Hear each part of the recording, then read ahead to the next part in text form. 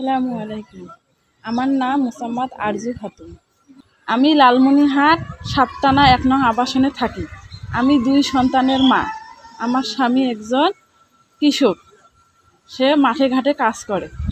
আমি চাই আমরা যে এই আবাসনে আছি, এই আবাসনে অনেকে অনেক কথা বলে।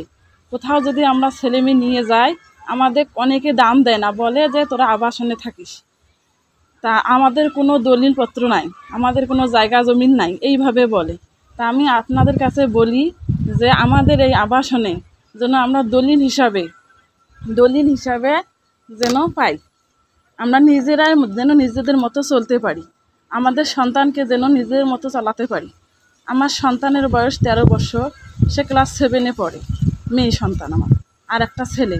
এখন আমি চাচ্ছি যে আমার ছেলে মেয়েকে আমি যেন ভালোভাবে পড়ালেখা করাতে পারি, তাদেরকে যেন মানুষের মতো মানুষ করাতে পারি।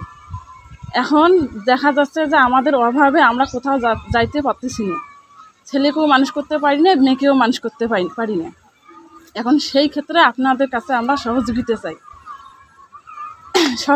চাই। এখন আমাদের অনেক বৃদ্ধ মানুষ আছে, কারো ছেলে মেয়ে আছে, কারো ছেলে মেয়ে নেই। এখন যাদের ছেলে মেয়ে আছে তারা বলে যে আমরাই চলতে পারি না, আমরা আবার কি বাবা মাকে দেখব। আর অনেকের তো নেই, তাদেরকে তো আমাদেরই দেখা লাগবে। আমরা না পারি অন্যের কাছ থেকে সাহায্য নেব, অন্যকে বলবো যে ওই লোকটা অসুস্থ বা ঘরে পড়ে আছে, খাবার নেই। আমাদের সামর্থ্যে যেটা আছে, আমাদের রেজেকে আল্লাহ পাক যেটা রাখছে, সেইটাই আমরা যেন তাদেরকে দিতে পারি, একটু ভাগ করে যেন আমরা খাইতে পারি। আবার অন্যকেও যেন আমরা অন্যদের কাছে যেন সাহায্য নিয়ে তাদেরকে আমরা সুস্থ রাখতে পারি, তাদেরকে খাওয়াতে পারি।